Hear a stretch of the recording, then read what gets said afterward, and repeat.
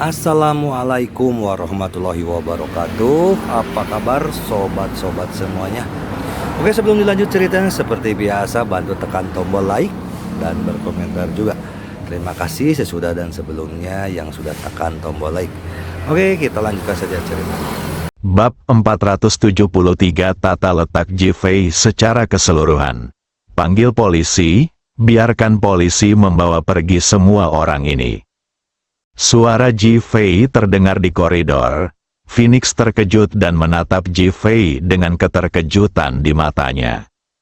Ji-Fei, mengenakan gaun rumah sakit longgar, mengangguk ke Phoenix. Ya, panggil saja polisi. Phoenix tidak bertanya apapun dan segera menelepon polisi. Segera Kong Dali dan yang lainnya tiba, dan mata mereka dipenuhi dengan keterkejutan saat melihat penampilan memalukan dari Cao Qiang dan yang lainnya. Setelah memanggil video pengawasan, mereka melihat lebih dari 20 pria dewasa dirobohkan oleh seorang wanita dari Phoenix.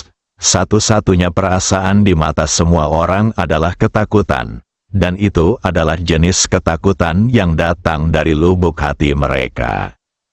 Kong Dali mengatur agar orang-orang membawa Cao Qiang dan yang lainnya pergi, dan segera mengatur agar orang-orang menyelidiki keberadaan mereka.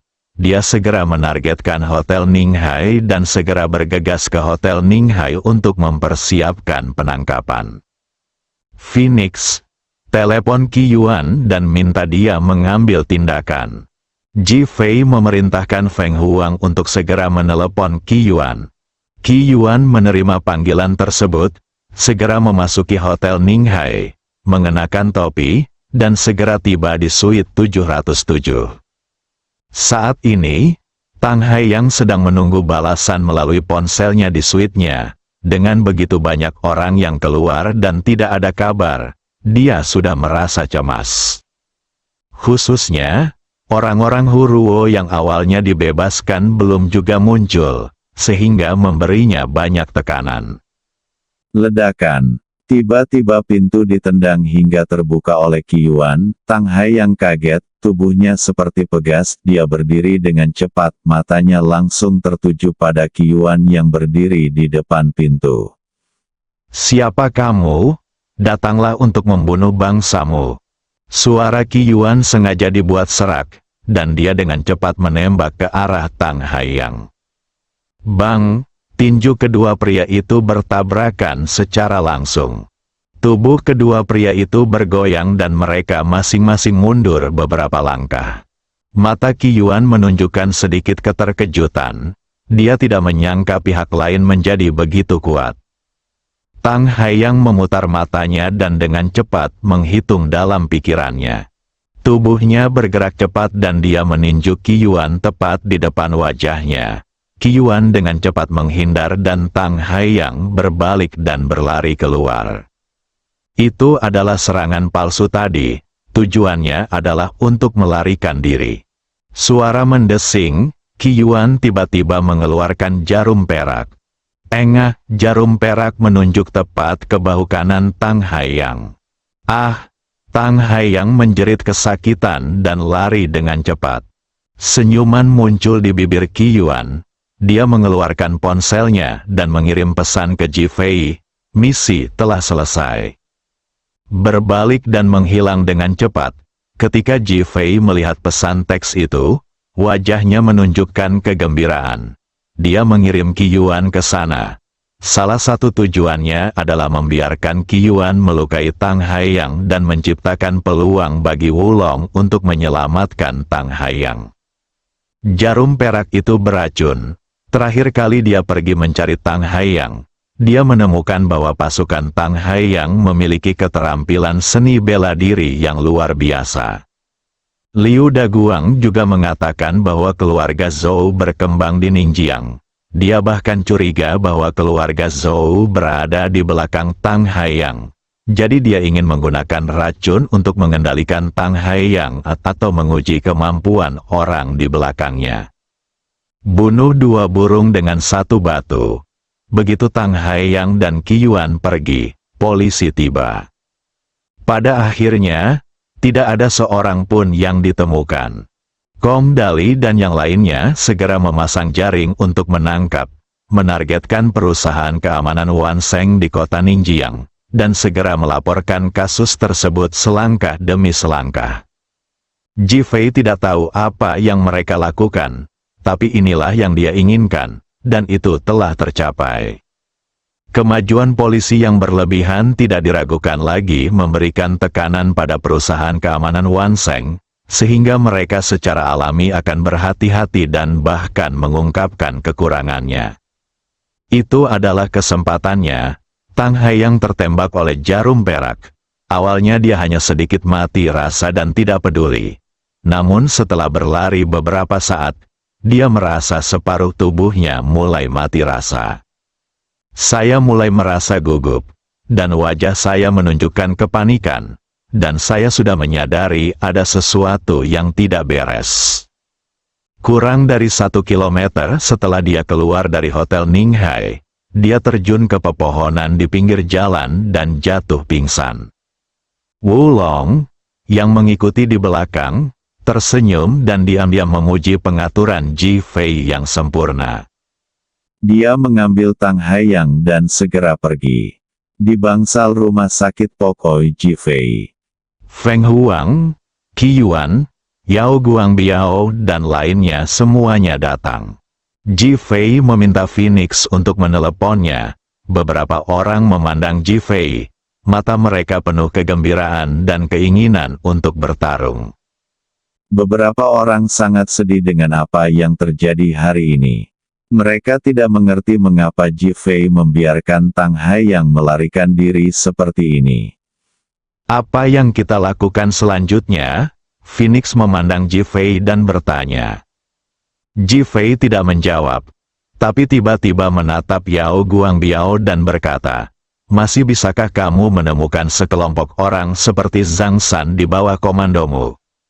Yao Guangbiao tertegun dan mengangguk secara mekanis. Ya, ada apa, Saudara Ji? Kamu menemukan grup dan meminta Zhang San untuk berlatih dengan cepat. Tidak masalah, saya akan kembali dan mencari mereka sebentar lagi. Orang-orang ini telah berkali-kali bertanya kepada saya apakah saya sedang merekrut. Sekarang banyak orang yang ingin bergabung dengan perusahaan keamanan Bameng kami. Saya mengontrol nomornya dan tidak merekrut. Yao Guangbiao merasa sangat senang setelah menerima tugas ini. Saat ini, kekuatan perusahaan keamanan Bameng membuat semua orang iri, tak terhitung banyaknya orang yang datang mencari satpam, namun mereka tidak mau melepaskan dan tidak mau berbisnis. Sekarang, kesempatannya telah tiba. Ji Fei mengangguk. Oke, Anda segera kembali untuk menangani masalah ini. Dan kemudian gunakan identitas Anda untuk mempersiapkan terlebih dahulu. Kami akan memasuki kota Ninghai dalam waktu dekat, dan perusahaan keamanan Bameng Anda akan menjadi garda depan. Sangat bagus, Yao Guangbiao mengepalkan tangannya dengan penuh semangat. Mata Phoenix menyusut, dia sudah memahami niat Ji Fei, yaitu bertarung dengan perusahaan keamanan Wanseng di Ningjiang, dan dia dipenuhi dengan kegembiraan. Qi Yuan, kamu segera bergegas ke Ningjiang dan diam-diam menyelidiki situasi perusahaan keamanan Wansheng. Kakak Ji, jangan khawatir, aku akan pergi secepatnya. Bagaimana denganku? Phoenix mau tidak mau bertanya dengan cemas. Yao Guangbiao, Qi Yuan, kalian berdua harus pergi dulu. Kedua orang itu segera mengerti bahwa Ji Fei ingin mengatur tugas terpisah untuk Phoenix dan tidak nyaman bagi mereka untuk berada di sini. Kedua orang itu segera mengangguk dan berjalan keluar. Phoenix menatap Ji Fei dengan mata penuh harap, seolah berharap Ji Fei bisa membisikkan sesuatu padanya. Temukan Zhang Bo dan minta dia mengambil alih posisimu sebagai dekan. Phoenix langsung mengangguk. Oke, apa yang harus aku lakukan selanjutnya? Dia bertanya dengan cepat. Lindungi Li Ruoxi. Phoenix, Resleting jaket kulit hitamnya bergerak 2 kali dan hampir sampai ke bawah.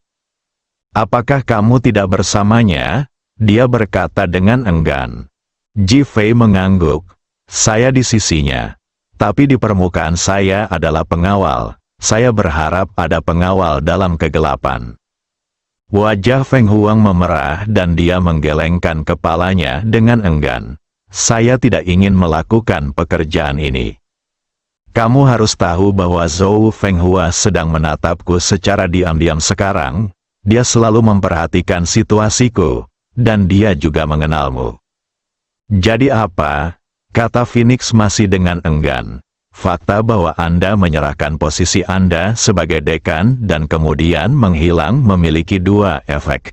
Salah satunya adalah menipu Zhou Fenghua agar mengetahui situasi Anda yang sebenarnya, sehingga dia akan mengalihkan sebagian perhatiannya untuk menemukan Anda. Mata Phoenix bersinar terang. Ji Fei melanjutkan, kamu juga bisa secara diam-diam menemukan kekuatannya untuk menghadapi Li Ruoxi dan aku, dan kita bisa memberinya serangan balik. Oke, aku mendengarkanmu. Aku akan menghubungi Zhang Bo sekarang. Phoenix sudah berbuat cukup banyak dengan dekan ini, dan ini bukanlah sesuatu yang dia sukai. Ji Fei melihat sosok Phoenix yang menghilang dengan senyum tak berdaya di wajahnya. Dia mengkhawatirkan keselamatan Phoenix dan ingin melindungi Phoenix. Hari ini, penampilan Phoenix terlalu sengit. Dengan karakter Zhou Fenghua, dia pasti akan menghadapinya. Ji Fei, tebakanmu benar. Bab 474 Kincang, akhirnya aku bisa mengangkat langit. Pembunuhan Ji Fei gagal lagi. Siapa yang kamu kirim? Zhou Fenghua berteriak dengan marah kepada lelaki tua di ujung telepon. Lelaki tua itu sedang memegang ponselnya. Wajahnya masih sehalus sebelumnya. Alis putih panjangnya terbuka sedikit, dan kilatan cahaya muncul darinya, dan seluruh auranya berubah seketika. Tang Haiyang, kamu, bagaimana kamu bisa mengirim pecundang itu? Zhou Fenghua memarahi dengan keras. Lalu menurutmu siapa yang lebih baik aku kirim? Untuk pertama kalinya, nada suara lelaki tua itu sedikit tidak senang, bahkan marah. Kamu memiliki begitu banyak orang di bawah komandomu. Bukankah mereka semua baik-baik saja? Untuk Ji Fei, kamu memintaku untuk mengirimkannya. Mengapa tidak? Nada suara Zhou Fenghua penuh dengan kebencian. Fenghua, kamu bukan anak kecil lagi. Aku tahu alasan kamu ingin membunuh Ji Fei adalah karena dia adalah putra Zhao Mengchen. Setelah bertahun-tahun, meskipun Ji Guanghui masih hidup, menurutmu apakah dia akan menyukaimu dan menikahimu? Kamu telah berjuang dengan hubungan seperti itu selama bertahun-tahun, bukankah kamu lelah? Ada kerumitan lagi dalam nada suara lelaki tua itu. Lelah, aku capek sekali. Aku bukan orang baik. Tapi aku harus menjadi dekan lebih dari 10 tahun dan berpura-pura menjadi orang baik. Bagaimana mungkin aku tidak lelah?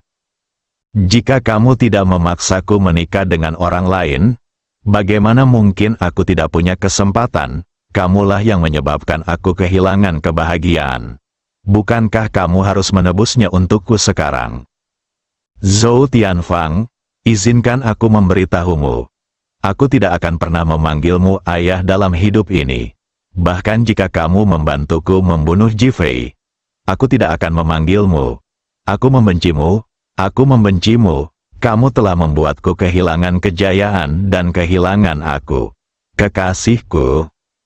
Wuhou, Zhou Fenghua kehilangan ketenangannya di telepon dan menangis dengan sedihnya.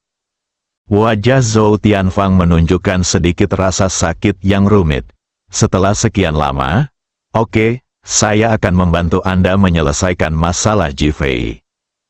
Dia tetap setuju, tidak mungkin, ini putriku. Dia telah kesakitan selama bertahun-tahun dan saya tidak tega membiarkannya menderita lebih lama lagi. Saya tidak tahu apakah hubungan Zhou Fenghua dan Ji Guanghui adalah nasib buruk atau cinta sejati. Dalam beberapa tahun terakhir, Zhou Fenghua menjadi sedikit gila dalam melakukan sesuatu, bahkan tanpa keuntungan. Namun sebagai putri bungsunya, Zhou Tianfang diam-diam menanggungnya. Aku ingin membunuh Phoenix dan Qi Yuan di sebelah Ji Fei dulu. Keberadaan kedua orang ini membuatnya begitu tenang dan sombong. Aku ingin dia kehilangan lengan kiri dan kanannya dan mati dalam kesakitan dan ketidakberdayaan. Zhou Fenghua tiba-tiba terdengar sedikit galak. Zhou Tianfang tidak berbicara, tetapi menutup telepon dan terdiam beberapa saat. Dia berteriak ke pintu, "Zhou Dong, masuk!" Zhou Dong masuk dengan cepat. "Tuan, pergi dan undang King Chang." Ekspresi Zhou Dong berubah, dan tubuhnya menjadi sedikit kaku. Zhou Tianfang tidak mengatakan apa-apa saat melihatnya. Setelah beberapa detik, Zhou Dong sadar dan mengangkat tangannya untuk menyeka keringat di dahinya. "Aku akan segera pergi." Setelah mengatakan itu, dia berlari keluar dengan cepat. Ketika saya keluar, saya menghirup udara 2 kali untuk memastikan saya masih hidup. King Chang, itu adalah master terbaik yang dia kenal. Master sebenarnya dari orang-orang ini, mereka semua dilatih oleh King Chang. King Chang hanyalah sebuah nama panggilan yang artinya mengangkat langit. Hanya dari namanya yang mendominasi, Anda dapat mengetahui betapa luar biasa dan kuatnya dia. King Chang sudah bertahun-tahun tidak menjalankan misi, karena cukup pergi keluar dengan orang-orang seperti mereka. Bahkan lawan yang sangat kuat pun dapat diatasi di depan mereka. King Chang sebenarnya diminta untuk datang sendiri hari ini, yang menunjukkan betapa rumitnya situasi saat ini, dan betapa luar biasa Ji Fei ini. Villa keluarga Zhou dibangun di atas gunung. Dengan hutan lebat di belakangnya, terdapat berbagai macam rumah kayu yang dibangun di hutan pegunungan, masing-masing dengan bentuk dan gaya yang berbeda. Ketika orang asing masuk, mereka pasti akan merasa seperti memasuki dunia fantasi rumah tersebut. Ketika Zhou Dong melewati rumah-rumah ini, wajahnya terlihat sangat serius. Dia berjalan melewati mereka dengan tergesa-gesa, bahkan tidak berani untuk melihatnya. Wajahnya seputih kertas, dan seluruh ekspresinya sangat serius, menunjukkan kegugupan yang tidak biasa. Akhirnya, dia berhenti di sebuah rumah kecil di sudut barat laut. Dibandingkan dengan konstruksi rumah lainnya, rumah ini bahkan tidak bisa disebut rumah. Ia hanya berupa ruang kecil yang dibangun di luar gua untuk mencegah masuknya air. Ada sebuah gua di dalamnya, sangat gelap sehingga tidak ada yang terlihat. Namun, AC yang terus menyala dari pintu masuk gua membuat orang merasa sangat dingin. Berdebar, Zhou Dong menegakkan lututnya dan berlutut menghadap ke dalam dan berkata dengan hormat, "Guru, silakan datang." 2 cahaya terang tampak menyala di gua yang gelap, dan kemudian aura pembunuh yang ganas menyerbu langsung ke arah wajah. Rambut di sekujur tubuh Zhou Dong langsung berdiri. Keringat dingin yang tak terhitung jumlahnya muncul di punggungnya, wajahnya menjadi pucat, dan dia tidak berani mengucapkan sepatah kata pun. "Ayo pergi," nada tenang terdengar. Dan Zhou Dong merasa seolah-olah tubuhnya langsung terangkat oleh nafas. Melihat King Chang yang berjalan di depan, pakaiannya berantakan, berlumuran lumpur, dan rambutnya acak-acakan, dia tiba-tiba merasa tercerahkan. Ketika dia datang ke rumah Zhou, King Chang sudah ada di sana. Saat itu, King Chang berpakaian putih, tampan dan tidak terkendali, dengan semangat kepahlawanan di sekujur tubuhnya, dan dia tampak seperti dewa yang mereka hormati. Ada banyak wanita cantik yang datang ke sini setiap hari ingin mengungkapkan perasaan mereka padanya, tapi mereka semua diabaikan olehnya. Lebih dari 10 tahun yang lalu, dia tiba-tiba menghilang. Ketika dia kembali lagi, dia masuk ke sini dan tidak pernah pergi lagi. Dia telah menghilang dari ingatan banyak orang dan bahkan mengira dia sudah mati. Zhou Dong adalah salah satu dari sedikit orang di keluarga Zhou yang mengetahui bahwa Qing Chang masih hidup. Sekarang aku melihatnya lagi, rasanya seperti mimpi. Qing Chang telah berubah dari pahlawan yang heroik menjadi orang yang ceroboh.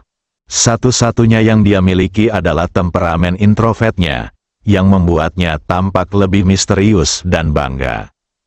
Apalagi jenis sumur kuno tanpa ombak, inilah temperamen yang hanya bisa dirasakan pemiliknya. Zhou Dong berjalan di belakang, tidak berani menatap langsung ke arahnya. Dia terus menundukkan kepalanya, merasa sangat panik. Saat berjalan melewati rumah lain, meski tidak ada gerakan di dalam, Zhou Dong bisa merasakan kekuatan menghantam tubuh Qing Chang, tapi dia sepertinya tidak sadarkan diri. Qing Chang, angkat langit. Saat ini, Zhou Dong semakin merasa bahwa namanya sangat cocok untuknya. Saat mereka berdua berjalan, orang-orang dari keluarga Zhou terus memperhatikan Qing Chang. Orang-orang yang seumuran dengan Zhou Dong melihat Qing Chang dan setelah mengenalinya, mereka semua berlutut dengan wajah kagum. Itu adalah semacam rasa kagum yang datang dari sumsum tulang. Qing Chang tidak berkata apa-apa, hanya menggerakkan tubuhnya, dan mereka semua merasa seolah-olah diangkat oleh aliran udara. Haha. Qing Chang, akhirnya kita bisa mengangkat langit. Zhou Tianfang tertawa untuk pertama kalinya. Bersambung.